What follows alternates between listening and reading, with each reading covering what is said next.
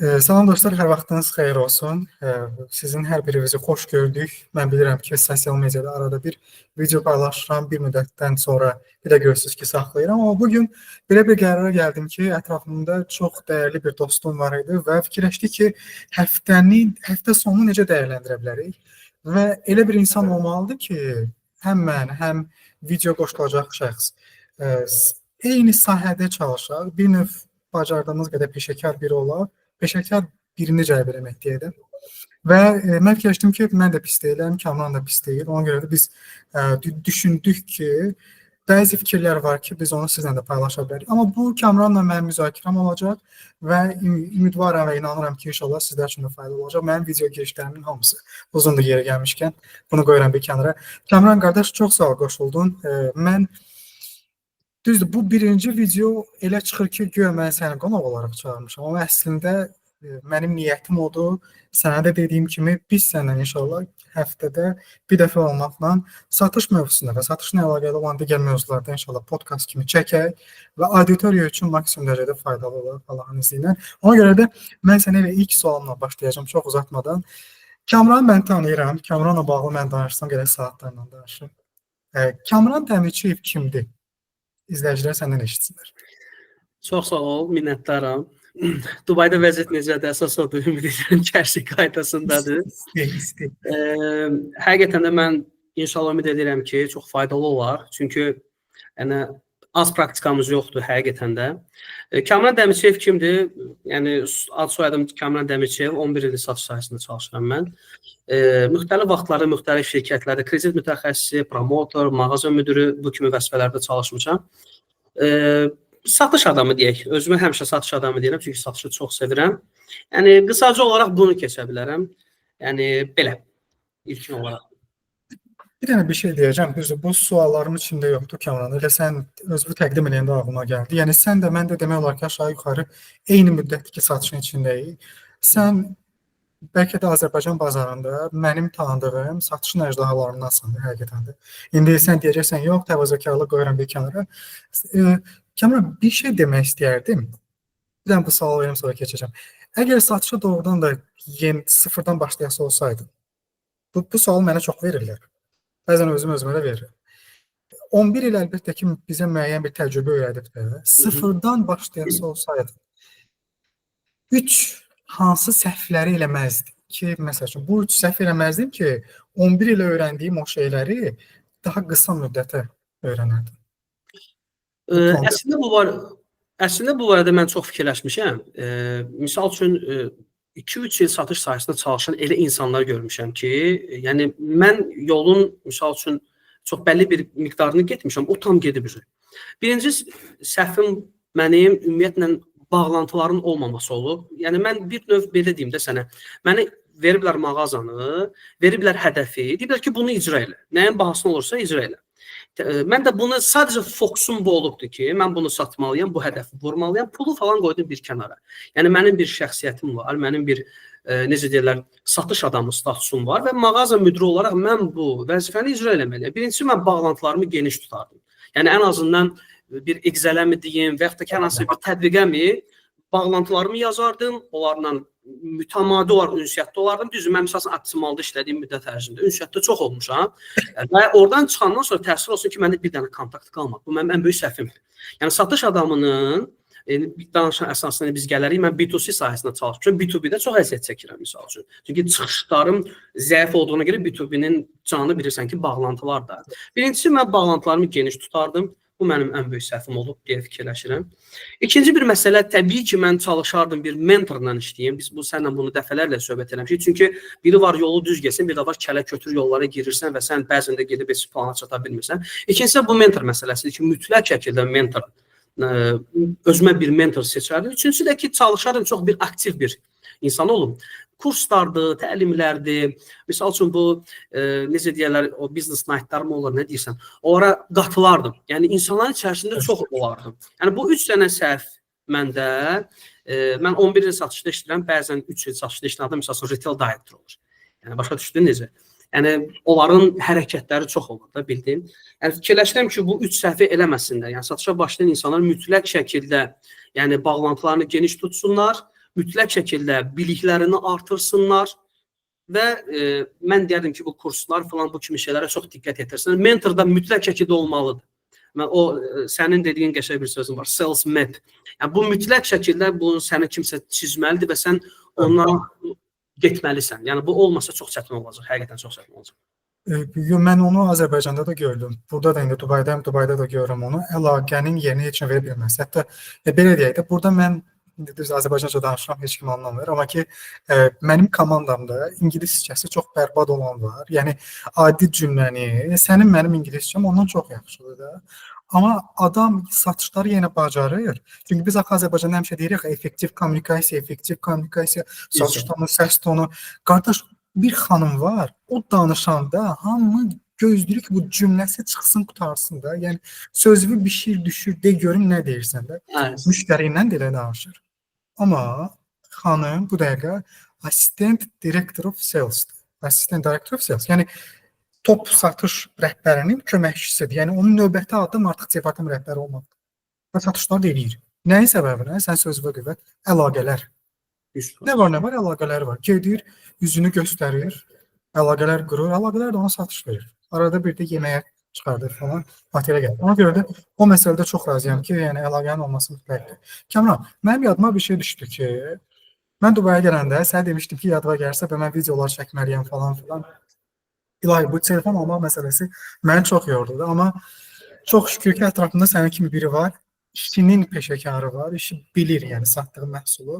Ona görə mən sənə dedim ki, bəs qardaş, mənim əlimdə müəyyən bir büdcə var. Səncə video çəkmək üçün hansı telefon almalıyam? Mən büdcəni səhv eləmirəmsə 2000-2500 arası qeyd eləmişdim manat olaraq. Sadəcə mənim sənə sualım budur ki, ümumiyyətlə, yəni satış elə bir sahədir ki, sən qeyd elədiklərin o öz yerində. Amma ki, sosial mediada da bugün sən də, mən də aktiv olmağa çalışırıq. Çünki sən yazı yazırsan, mən də yazı yazıram, mən arada bir video atıram. Video çəkmək də çox önəmlidir. Və bunu mənə çox vaxtı sual verirlər ki, 2000-2500 manat büdcəsi olan biri üçün hansı mobil telefonu almaq, hansı brendi almaq yaxşı olar ki, həm əlbəttə ki, satış görüşünə gələndə biraz daha səviyyəli görünmək, amma paralelində video çəkmək və sosial mediada paylaşmaq üçün də əlverişli olsun. O büdcəyə hansı brendi götürmək olar? Bu sual əslində, belə deyək də, bir aspektdən baxsaq, bu biraz çox qəliz sualdır. Çünki bu dəqiqə smartfon bazarı o qədər qarışıqdır ki, yəni mən 11 ildir smartfon bazarını araşdırıram. Hətta bir dəfə bir müsahibədə olanda mənə dedi ki, sən geeksən də, yəni ki, bu qədər bilgi normal deyil. Anormaldır, çünki bu mənim üçün bir hobbiyə çevrilib. Təbii ki, Azərbaycan mühiti, global tamamilə başqa bir temadır. Amma Azərbaycan mühitində 2000-2500 manat sorğu aparsan, 98% əhali deyəcək ki, Apple. Bunun da bəlli bir nüanslar var. Birincisi statusdur. Stolun üstündə qoyanda Apple, yəni bu adam okey. İkincisi, yatırım. Aydın məsələ ki, bugün iPhone 16 Pro Max alan 3000-ə, 2500-ə bir şəxs bir ildən sonra onu rahat bir 2000-ə satacaq. Amma sən Samsung'un flagman seriyası S25 Ultra bugünə qədər 2800 manata bizə təqdim edirlərsə, bir ildən sonra 1900 manata alacaqsan. Yəni qiymət həddən artıq düşür.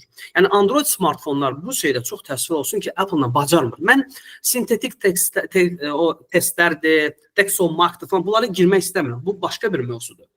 Amma yəni Azərbaycan mühitində bax 10 nəfərə sual verir ki, qardaş, Apple yoxsa Xiaomi? Qaydacaq ki, 100% Apple sən nədən olsun, Xiaomi nədir? Amma sən onun testlərinə girəndə, o prosesoruna, kamerasına, ekran keyfiyyətinə, tezliyinə falan. Apple bugün misal üçün iPhone 16 seriyası gəlir, satır 2000-ə, 60 Hz ekran verir.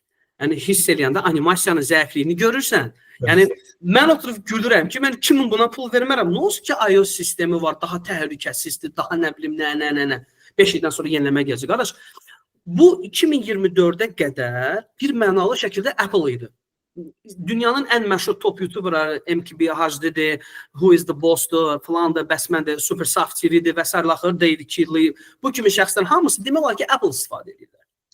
Amma 2024-cü ildə S24 Ultrasından Samsung ayını ki təqdim elədi bütün bəşəriyyətə ki, yəni bizim belə bir süni intellektimiz var, çox böyük bir rezonans doğurdu ki, ayı dövrü başladı.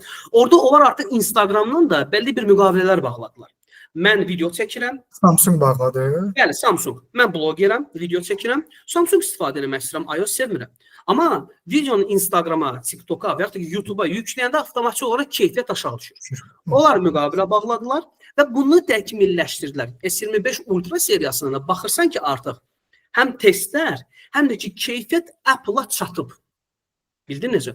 Yəni ona görə də buradan da yenə də sual versələr, Apple məsləhətdir, çünki yatırımdır, keyfiyyət daha yaxşıdır, amma sizin bir balaca smartfondan anlayışınız varsa, Apple-ın panelinlə, misal üçün Samsung-un paneli, yəni ekranı bir deyil. Burada nit dərəcəsi var, burada boya effekti var, Samsung-un o inanılmaz dərəcə günəş düşəndə ekran qəti şəkildə, yəni reaksiyası, sən udur da elə bil ki, sənə imkan vermir. Yəni bu kimi şeyləri nəzərə alsaq, misal üçün mənə sual versən ki, sən nə alardın? Mən misal üçün Vivo-nun X200 Ultrasını alardım. Başa düşdün? Yəni bunun bu kamera və video performansı möhtəşəm. Amma bir şey var ki, Vivo-dan da danışanda sırf onun kamerası qabarır. Başa düşürsən? Apple-da hamısı qabarır. Sistem daha çox, 5 ildən sonra yeniləmə gələcək. Bir insan var, deyir, qardaş, mən hər dəfə qazanmıram ki, dəyişəm. Mən bir dəfə alım, misal üçün sən Apple-ı aldın, o smartfon sənə minimum 4 il polnu bəsdir.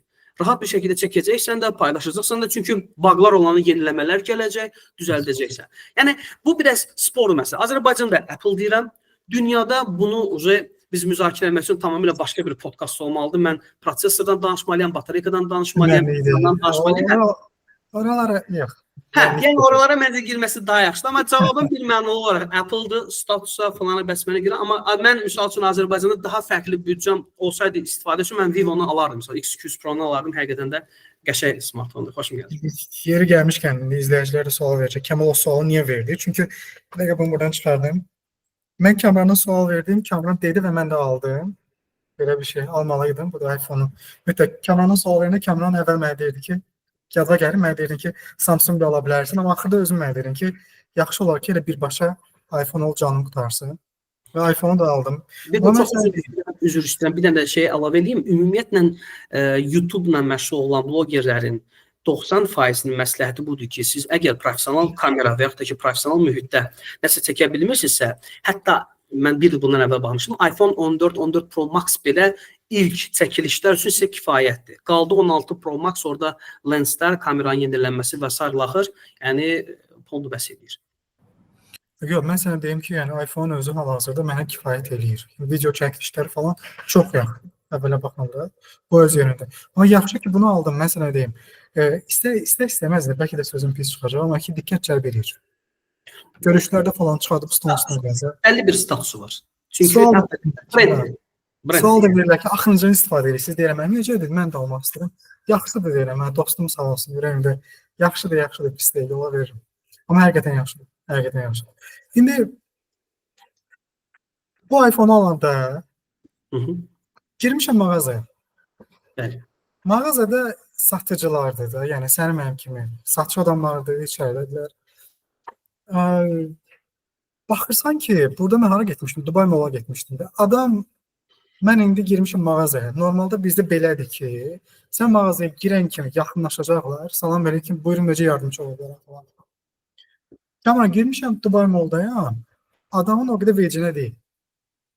Adam deyir ki, onsuz da alma niyyəti varsa yaxınlaşıb mənə sual verəcək.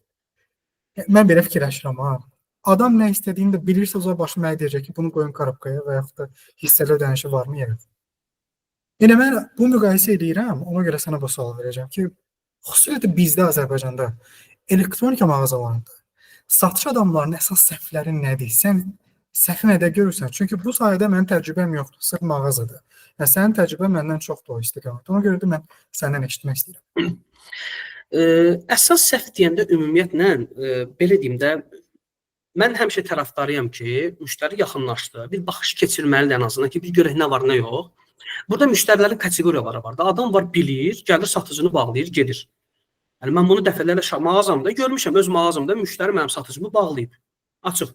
Özü yaşlı adam olub, durub səndən antutu benchmark danışır. Amma bizdə satıcıların satış belə deyək də məsləhətçilərinin ən böyük səhvi onlar öz istəklərini bəzən çox biruzə verirlər ki, məsəl üçün filan şirkət Honor'un rəsmi nümayəndəsidir. Mən bilirəm ki, mən o şirkətə girəndə mənə birinci təqdim olunacaq məhsul Honor'dur.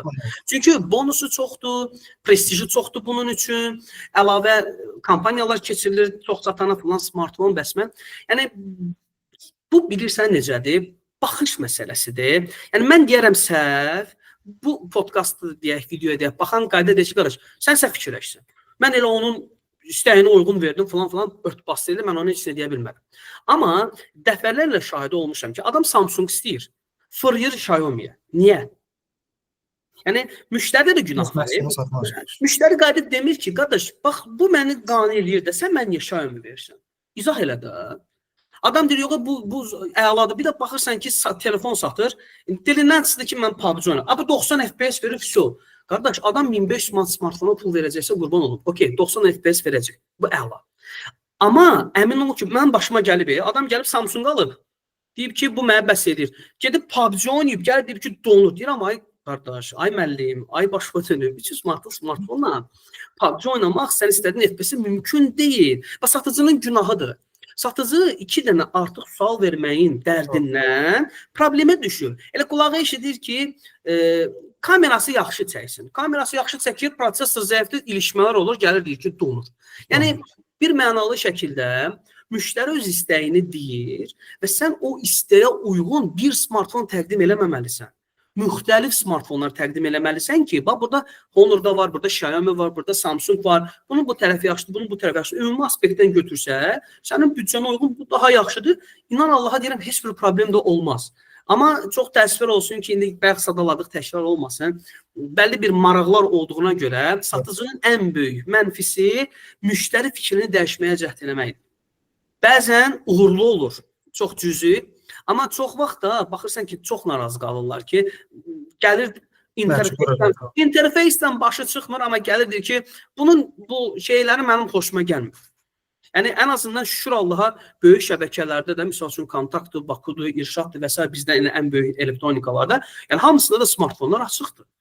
Yəni, açırsan, abaloçkanı göstərirsən ki, biz ona interfeys deyirik, bir kamerasına gir, göstər, izah ver. Müştəri rahat bir şəkildə alsın. Amma maraq ortalığa girdisə, bu biraz qarışır, onda da baxırsan ki, sonradan problemlər çox olur. Yəni, mənim təcrübəmdə bu cür problemlər çox olur.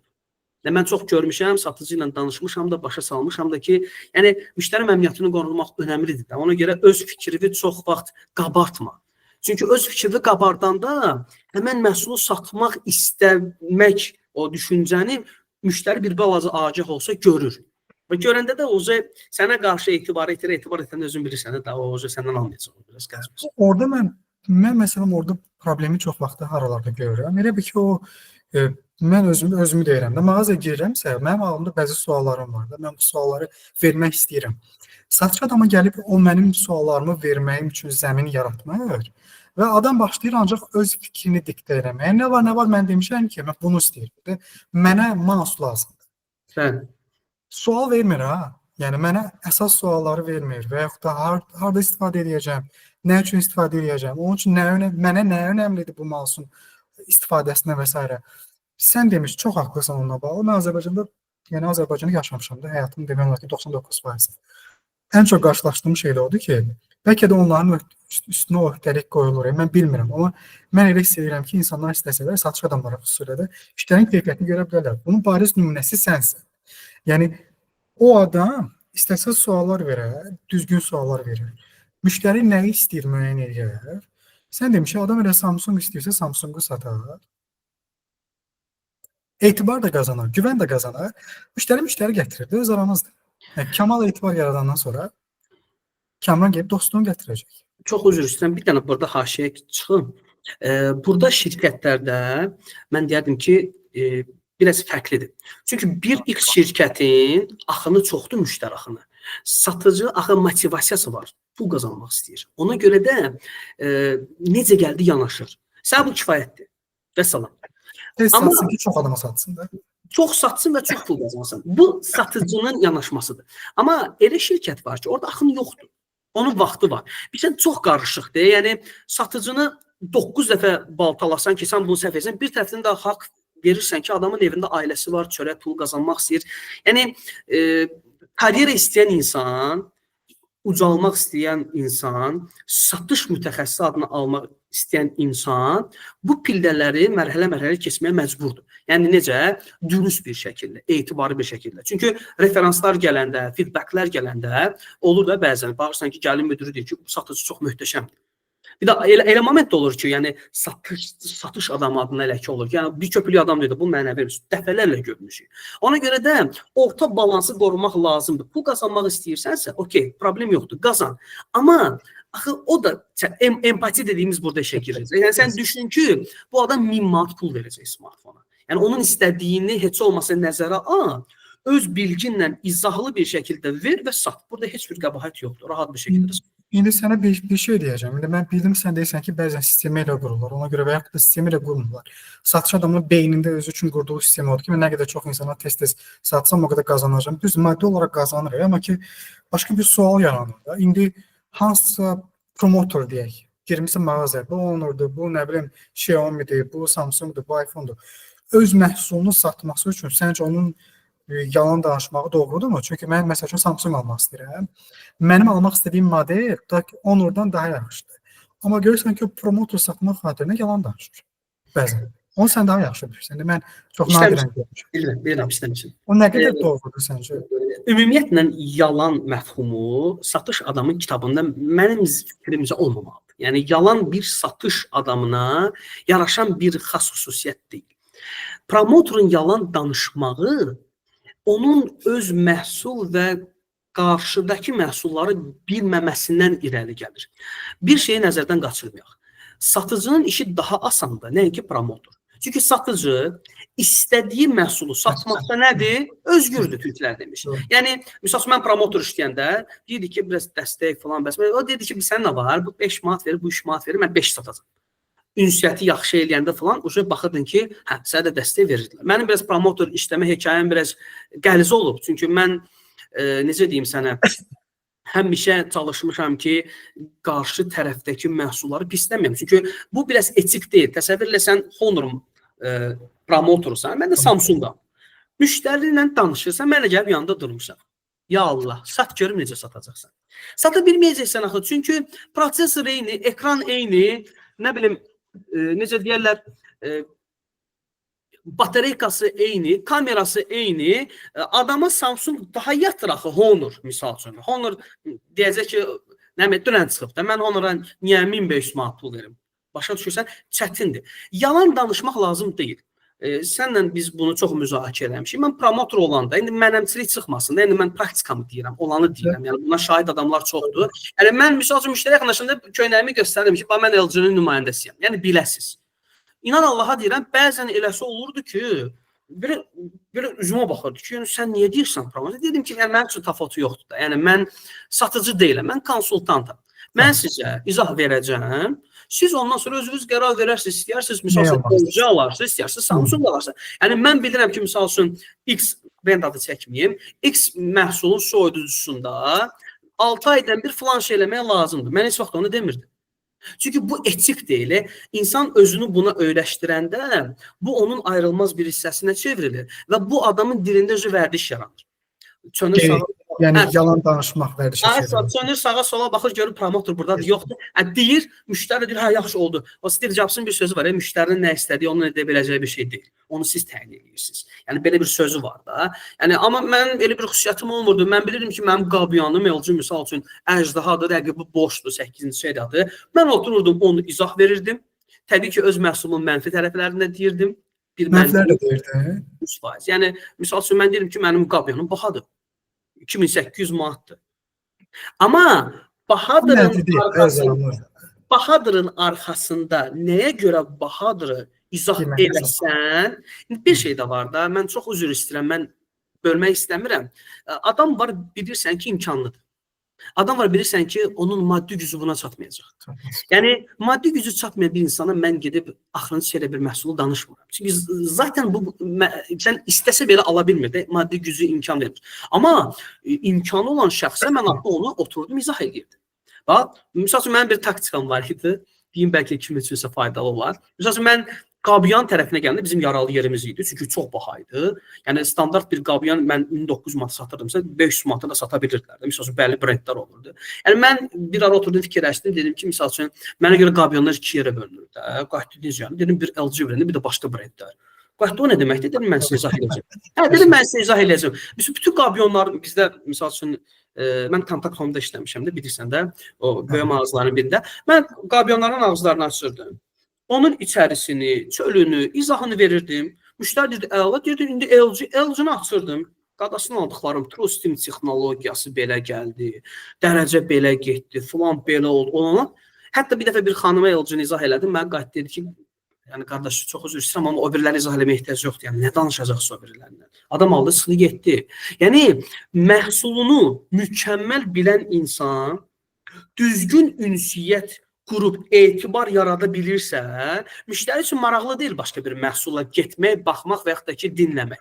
O zaten səndə o ki, dürüstlük etibarı gördü, sənin savadlı, bax, belə satıcılarda bəzən belə bir şey olur da, bu TrueSteam texnologiyasıdır.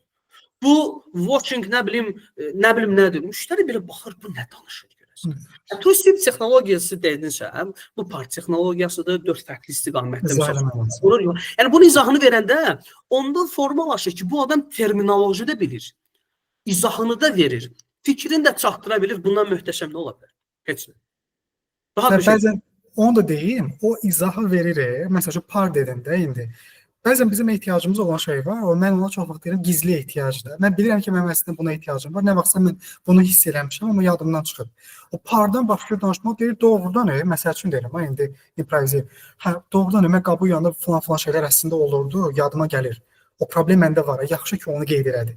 Ona görə izah çox önəmlidir. Mən məsəl üçün öz işimdən deyim də, burada yəni bir otaqda kravatın hündürlüyünü bilmək özün fikirləşdə. Yəni ki, normalda bəziləri məsəl üçün gülür. Amma mənə o, bəlkə də çox adama önəmli deyil. Sağ yıxılanda başı dəysə, çox alçaqdırsa əgər, başı məsəl üçün dəyəndə, biri var hündürdən yıxılsın, biri varsa alçaqdan. Ekstra bed deyilən bir şey var, onun hündürlüyü, otağın ölçüsü, burada zalın ölçüsü falan filan. O qədər detallarını mən bura gələndə rəhbərim mənə deyir ki, sənin product knowledge-in yaxşı olmalıdır. Düzdür, onu izah eləmədim. Amma sonra mən prosesdə anladım ki, məhsulu bilmək özün üçün yaxşıdır o heç. Amma yaratdığın təəssürat var.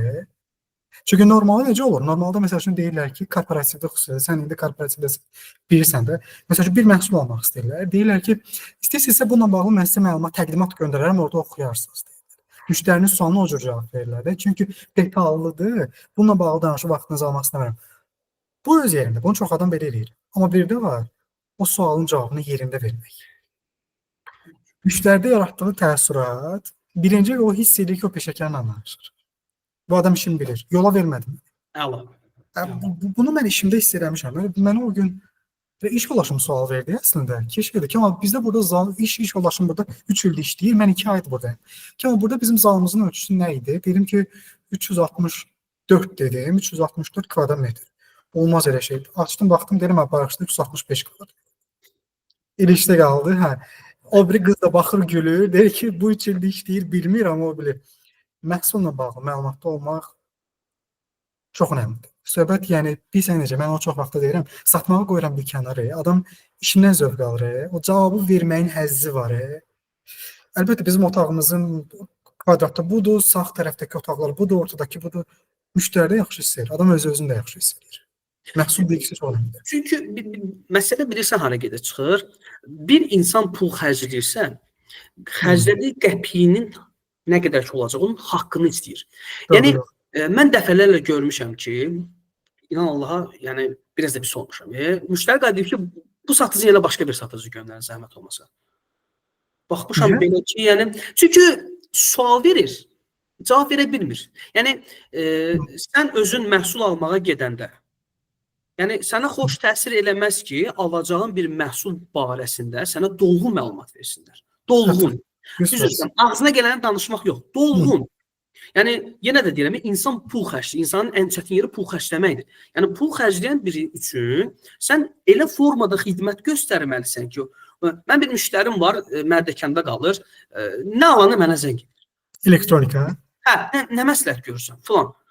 Özümə ləzzət eləyir ki, deməli mən düzgün xidmət eləmişəm. Bu təəssürat. Müştərilər olurdu, gəlir dedi ki, misal üçün falan, deyirəm ki, bax bu qəşəngdir, gəlin ki də izah eləyəcəm. Götürürdü, gəldi ki, bunu yaz. Ay müəllim, nə oldu? Dedi, sən keçən dəfə verdiyin məhsulla mən gördüm əladır. Sən deməli yalan danışmısan. Bu təəssüratı yaratmaq üçün bilgi mütləq önəmli. Biz oralara girməyək də, bunu inşallah gəzib danışarıq. Ünsiyyət nədir, falan nədir, bəsmə nədir. Amma hər bir kəs bilgili bir satış adamı ilə ünsiyyətdə olmaq. Yəni buna biz konsultasiya deyirik də. Yəni o istəyir ki, qarşısındakı mən ona görə deyirəm ki, mən konsultantam, mən satıcı deyiləm. Mən satıcı deyiləm. Mən sizin burada emosional bir şey var da. Mən sizin ailənin elə bir ki, konsultantıyam. Özdə belə bir nüans da var. Bunu da deyim, keçək. Mən bəlkə də yeganə adam idim ki, promotor işləyəndə. Bütün hamıda mənim şəxsi nömrəm var idi. Mən promotora dedilər ki, sən şəxsi nömrəmi niyə verirsən? Deyirəm ki, niyə vermirəm? Nədən qorxuram? Nədən çəkinirəm? 1000 manata soba satmışamsa, sobamın arxasında dururam. Sonra bütün axı xidmət, o deyir satış müştəri mağazadan çıxandan sonra başlayır əslində. Yəni ona qədər satmağa nə var ki, müştəri bilmir, 2 dənə sözü seçəndə biraz namiyok eləyirsən, keçir buna. Amma inan Allaha deyirəm, heç mənə çox deyir zəng eləmirlər. Bəzən deyirlər ki, bu proqram qardaş mən 30 saniyəmi alırdı. 30 saniyə mən ona izah verirdim, müştəri məmnun, mən məmnun, işim də əla. Hər şeydə belə o necə deyirlər, saat kimi qaydasında gedirdi məsələn. Sən əcdasan da, sən danışa indi mən bəzi şeylər dedim. Mövzu başlıqlarda özümdə qeyd edirəm. Bunlardan mütləq danışaq. Bu tərəfləri mən öldürəcəm. Yox, sən eləmirsən. Arada özümüzü tərifləmək lazımdır abi. Bax, sən dedin konsultant satış adamı fərqi. Mən bunu özümdə qeyd edirəm. Bununla bağlı inşallah danışarıq. Bir də sən dedin ki, satış müştəri mağazadan çıxandan sonra baş verir. Bu özü bir ayrıca bir roadmapdir. Yəni ondan sonra nələr olmalıdır? Xüsusilə də bunun korporativ istiqamətində görüləsi işlər çoxdur. Bununla bağlı mütləq sənlə danışaq. Çünki sən də məndə artıq demək olar ki, korporativdə, ona görə də mənə elə gəlir ki, bununla bağlı danışmalı şeylərimiz çoxdur. İndi burada bunu görmədim, sənə deyim. Dubayda gəlib iPhone alanda mən gözləyirdim ki, axı iPhone-un üstündə şeylər verilməlidir. Məsələn, bunun powerbankdır, adaptörü zadı. Bu oğul çox rahat. Bu rahatlığı da mən sevmirəm, bildiyin necə. Adam yəni, yes, iPhone 16, okay. Gəldi, qutunu verdi, açdı, deyirəm, charger, deyirəm, adaptör var, hə, gətir. Dedim, bəs screen protector, ekran qoruyucu, mən deyirəm o gətir. Bu da belə olmalı deyil. Bu mənlə danışmalıdır, axı, bəs səni adaptörü istəyirsizmi göstərim, sən burada yaxşı bilirsən də, elektronik əsas. Bu upsell məsələsini etmək üçün səncə, sənə fikirləşsən, xüsusi bir izlənməli olan bir roadmap varmı ki, məsəl üçün bu cür giriş eləsə yaxşı olar. Heç olmasa qısa olaraq da bu özü ayrıca bir mövzudur, bu öz yerində. Amma upsell-ə keçid eləmək üçün satış adamı necə danışsa yaxşıdır. Bununla bağlı da bir fikir vermək istəyirəm. Ümumiyyətlə upsell məsələsi, mən bir dənə yol bilirəm. Sadəcə və sadəcə o satış əməkdaşı kim ki işləyir, sadəcə sual verməkdən ibarətdir. Bu mənə görə belədir. Çarpaz satış. Yəni ki, mən bilirəm ki, Kamal bəy məndən Apple istəyir və mən Kamal bəyə mütləq şəkildə bildirməliyəm ki, Kamal bəy, Apple-ın yeni qanunlarında adaptördir, onun içərisində olan qulaqçıqdır və yaxud da ki, bəzi smartfonlardakı kimi sən dediyin o ekran qoruyucu və s. bunlar gəlmirlər. Yəni siz də bu qədər pul verirsiniz, mən məsləhət görərdim ki, elə gəlmişkən, elə kreditə də salırsınız, aylığınızda 3-5 manat fərq eləyəcək. Gəlin, bunları da sizə təqdim edəyəm. Burada bir məsələ var da, yəni mən sual verməsəm, bax indi sən biraz fərqli çıxmısan, deyirsən ki, ay qardaş, bunun charge hanı? Qazanmıyorsun. O adam ya günündə olmuyor, ya da o Dubai modu o qədər adiləşib ki, Apple gəlir, onsuz da özümü nəyə yoruram da. Bizdə bu cür işləmir. Bizdə satışı biz alırıq. Başa düşdünüz? Müştəridən alırıq, o bilgiləri alırıq, onun əsasında hücuma keçirik. Əslində qayda qanun bu cür olur da. Yəni sən nə qədər müştərinin informasiya ala bilsən, o formada da sən, misal üçün, məndə olub, mən piltə soba aspiratora baxırdım, misal üçün, LG-də. Gəlirdi, misal üçün, sobanı soruşurdu. Qayda dedim ki, misal üçün, kompektasiyanı nəzərdən keçirirsə, düzdür, bu soba. Buna uyğun da bizim gördüyünüz piltənin də son xüsusiyyətləri, aspiratordan danışır, edirdi. Sonra da məlum olurdu ki, yəni mən izah verdim də. Bir də baxırdım ki, deyirdi ki, elə qardaş yaxşı dedim. Elə mən də fikirləşirdim ki, elə gələn piltəni sataram. Elə bəlkə elə buna da bir misal üçün nəsə bir şey eləyək də, bildin necə? Yoxsa ki biri paltaryan alır, sual verirsən ki, niyə məhz yəni boz rəng istəyirsiniz də? Danışırıq səninlə. Deyir ki, məsələn, gələcəkdə mən də fikrim var ki, məsələn mənim mətbəxim belədir, soyuducum belədir. Bir dənə qabyan yerim var. Aldım. Ondan sonra taka keçmişəm. Elə istəsəz elə kampaniyamız var. Tabii. Yəni uzun sözün qısası, çarpa satış mənim bildiyim budur da. İndi ola bilər bəlkə kimsə alternativ yollar verər və yaxud da ki mən üçün də şad olar da, mən görərəm onu, baxaram, mən də tətbiq eləyərəm. Çünki biz görüb götürüb tətbiq eləməyi xoşlayırıq da. Yəni ki o praktikadan, sınaqdan çıxmış şeyləri. Yəni düzgün sual versən, çarpaz satış eləmək şansın çoxdur. O da satışı qaldıracaq, sumalı, yəni məbləği qaldıracaq və bu minvalla da gedəcəksən. Bunu biz dəfələrlə şahid olmuşuq. Blender alanda məsələn ət çəkəni də təklif eləyirsən və yaxud da ki bəzən görürsən də o şeylər qutuları qoyurlar üst-üstə, kampaniyalar edirlər və s. axır. Yəni bir minvalla müştəridən nə istədiyini və yaxud da ki nəyə ehtiyacı olduğunu düzgün sual verməklə satışı da qaldıra bilərsən. Satışı yandıra bilərsən. Ona görə ehtiyatlı olmaq lazımdır ki, yandırma məsələsi. Qaldırmağa fokuslanasın. O bizdə var axı, özüm biraz çox yaxın hiss edir. Bir də görsəm müştəri deyir ki, mən bunun üçün gəlmişəm, bir çıxım gedim də, bilirəm necə. Orada bu ünsiyyət məsələsi düzdür. Çox həssas məsələdir. Mən sənə indi bayaq iPhone-la bağlı deyəndə yadıma gəldi. Bu iPhone-u alanda mənə iCare-dir, yoxsa iPhone Care deyə bir şey var. Bunu elə bir ki, sigorta deyirlər, yoxsa warranty deyirlər. Yəni 2 illik bir şey var da. Sigorta deyirlər buna. Sigortası deyirlər, yoxsa zəmanət. Hə, bu söz yadıma çıxmışdı. Onu necə göstərdi mənə Kamran? Vərəqi göstərdi, dedi ki, bizdə iCare də var. Elə mənim ağlıma gəlmişdi ki, bu iPhone-un ekranında bir şey olsa, göstərdi sırası ki, bəs iPhone ekranında bir şey olsa, qiyməti 1500 dirhəmdir. Şərti olaraq deyirəm də. iCare-ə bu dəqiqə siz pul versəz, bu zəmanəti alsaz 2 il, 3 il, 700 dirhəmdir. Bunun başına bir şey gəlsin. Ekran da xarab olsa biz öz öhdəmizə götürürük, sizə təpkəzə telefon verəcək. Rəqəmlərlə göstər. Bir dənə sağ olsun oradan onu dedi. Ona mən özüm sual verəmdən sonra. İndi bir sual verim sənə. Okay, bu yaxşı siyasətdir. İndi statistikaya baxsaq, il ərzində yığdığınız o məbləğlərin neçə faizini görəsən onlar kompensasiya edirlər? Yəni neçə nəfər ekranını qırır, neçə nəfər bir şey eləyir. Bu özü çox maraqlı bir mövzudur. Yəni ki o zaman bir şey deyim də. Mən Samsung almışdım. Samsung Galaxy S22 idi, yoxsa 23 almışdım da. Mən Azərbaycanda onu təklif elədilər, zəmanət məsələsi. Mən dedim ki, mən çox ehtiyatlı insanam falan filan. Allah şahid ki, mən onun üstündə bir neçə ay keçdi. Saldım, sındırdım onu. Sən təbrik edirəm. 100 mində birə düşmüş adamsan. Təbrik edirəm. Gözüm qorxmuşdu. Ona görə də yəni bunu o pulu vermək, özümü sığortalamaq üçün ki, Allah rəhməsin olsun. Özümü tanıyıram, bəzən olma ehtimalı var. Ona görə də bilirəm. Bir dəfə başım yanıb. Məsələn, burada əslində birində çox sual var. Başqa nəsə bir sualım da qalmışdı. Bir dəqiqə mən baxıram. Hə, ayda. Burada onu eləmirlər, amma bizdə eləyirlər. Ona görə sual yaranır. Bu doğru bir şeydir. Nə doğru bir şeydir? Büdcə. Mən bunu çox vaxtlı təlimlərdə deyirəm, xüsusilə korporativdə deyirəm. Birinci, mən niyə deyirəm, onu biraz qısa olaraq izah eləyim. Mən bu bəlkə də bunu inşallah gələn həftələrdə danışma olur ətraflı şəkildə. Ki, inanıram ki, geniş mövzudur. Məsələ budur. Büdcə soruşmaq doğrudan da lazımdırmı? Elektronika üçün fərqli bir şey ola bilər. Soruşmaq bəlkə də lazımdır. Amma yenə də bir yerdə mən büdcə soruşmağın lazım olmadığına inanıram. Niyə görə? Çünki özümdə onu görmüşəm. Yenə də öz üzərimdən nümunə götürürəm və tanıdığım insanlardan. İnsanlar bəyəndikləri və xoşladıkları şeyə pul xərcləyirlər. İkinci məsələdə heç kim cibindəki büdcəni olduğu kimi demir.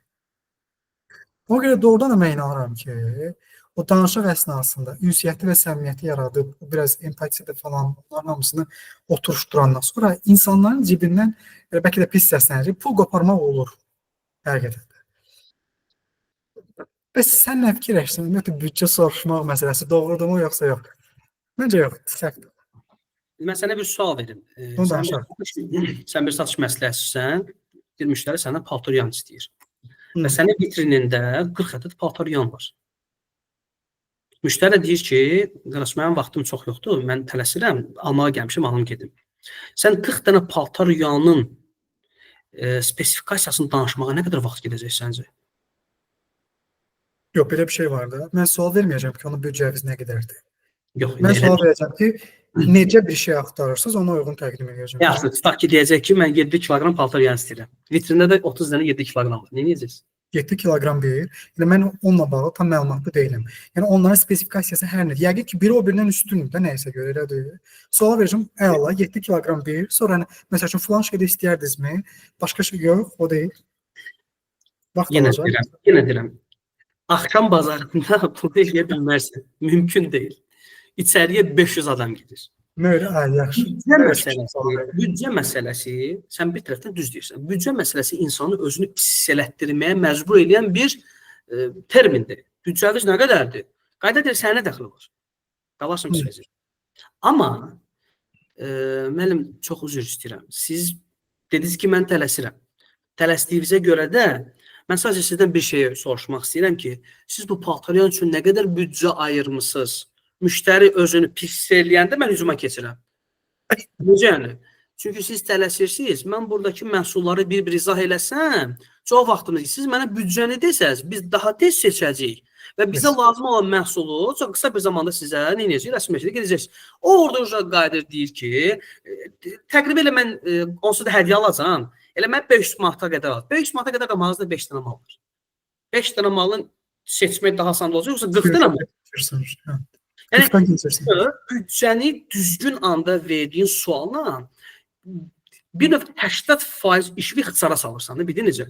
7 qaldı 20%. Müştəri ki, hədiyyə alacam, nə bilməyə, boz olsun, 6 kiloqram bəsdir. Sənin vitrə baxsın 2 dənə var.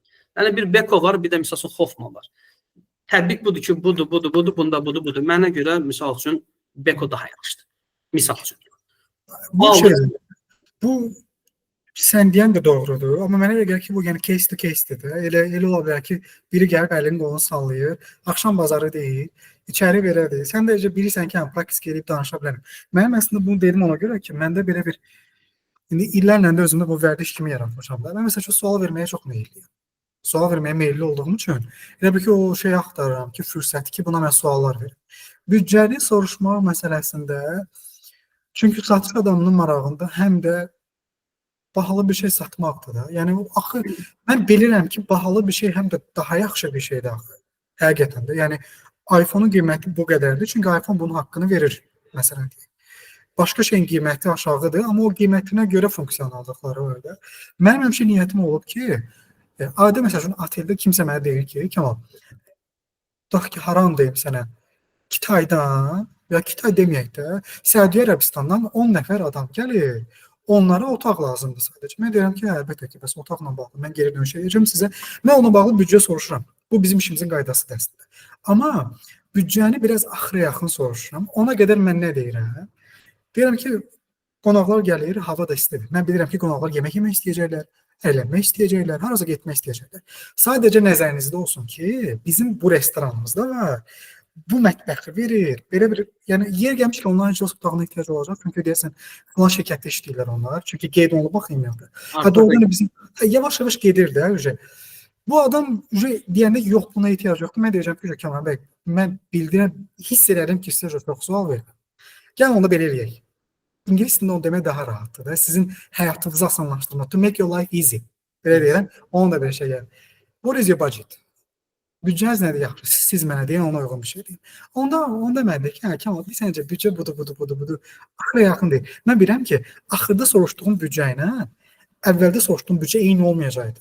Sadaladığım şeylər olduğu üçün o önce beynimdə təsəvvür formalaşır ki, onda bu da varsa, bilirəm mən ona 500 dirhəm deyəcəydim. Gəl onu mən 650 eləyim, yemək də istəyim.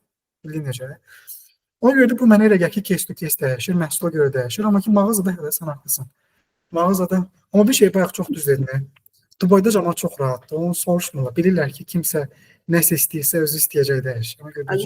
Bilirsən necədir? Bax, sən deyirsən, sektordan sektora dəyişə bilir. Burada bir məsələ var.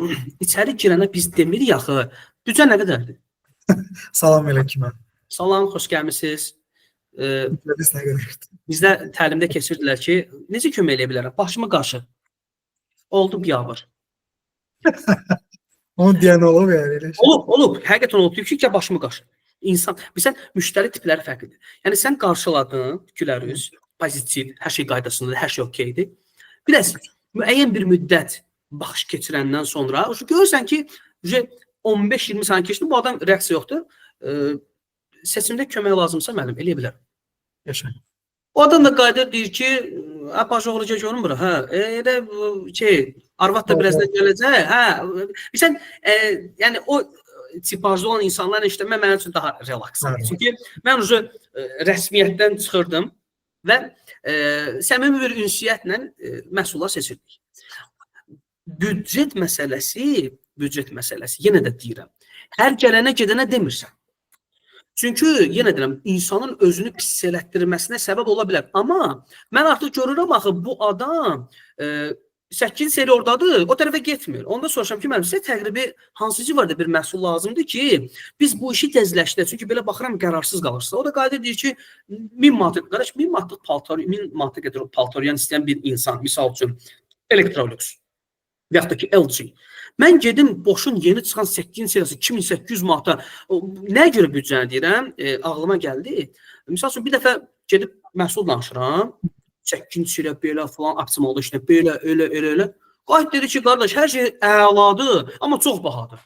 Vaxtım getdi, enerjim getdi, əsəbim bütün pozuldu. Qardaş sənin buna gücün çatmırsa mənə ona görə də oturdum fikirləşdim özü promotor işləyəndə ki, yəni mən artıq sürətli işləməliyəm axı.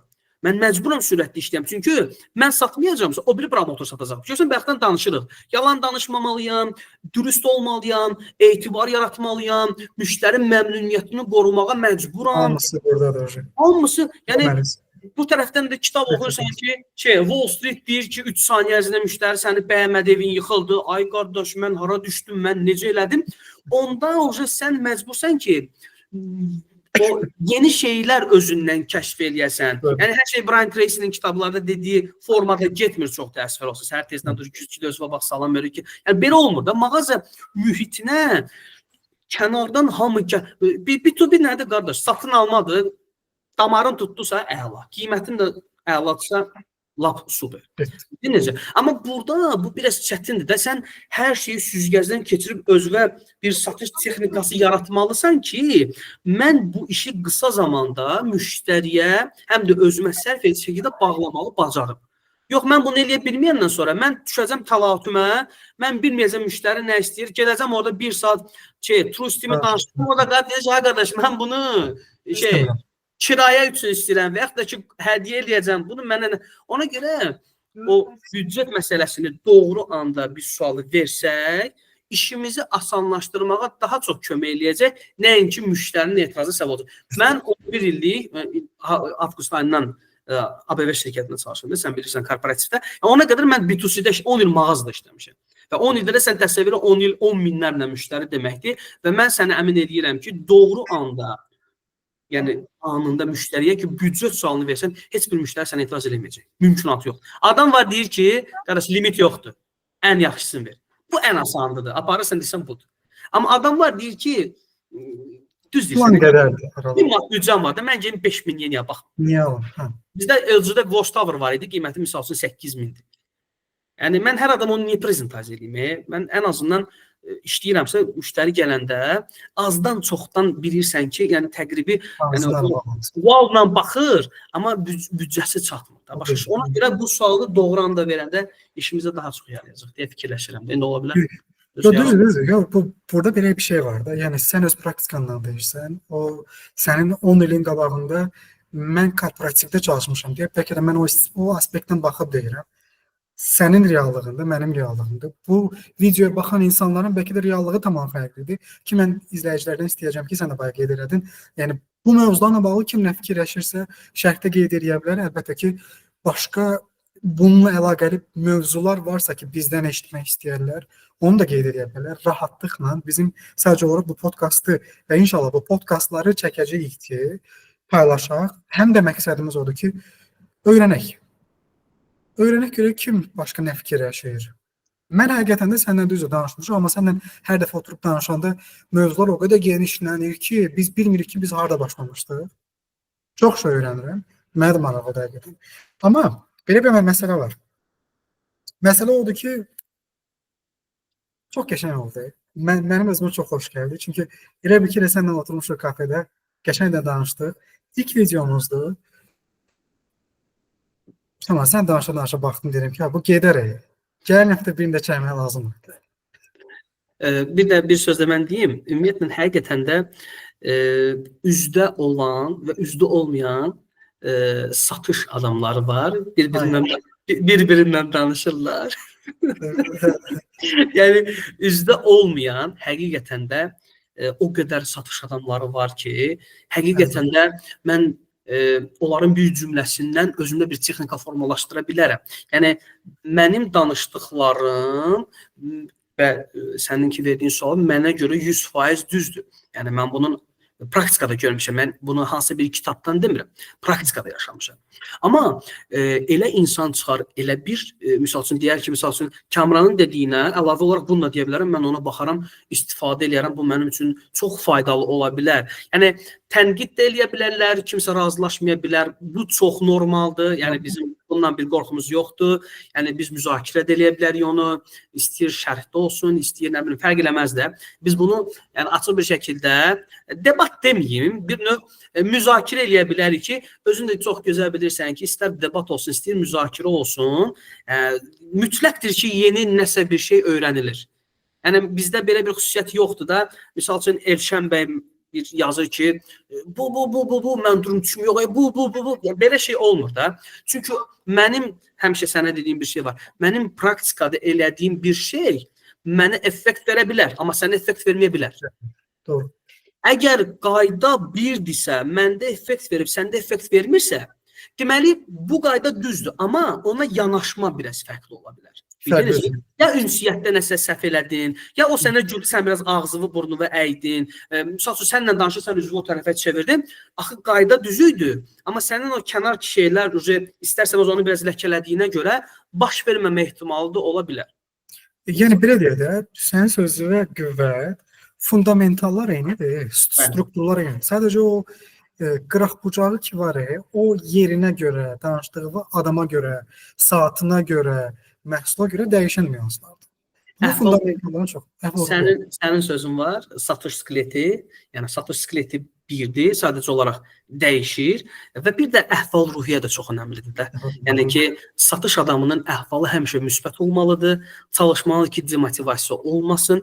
Bunlar biraz mövzulardır, bunlar kontekstdən kənara çıxır. Qismət olar inşallah, Allah qoysa, mövzular şəklində biz danışarıq.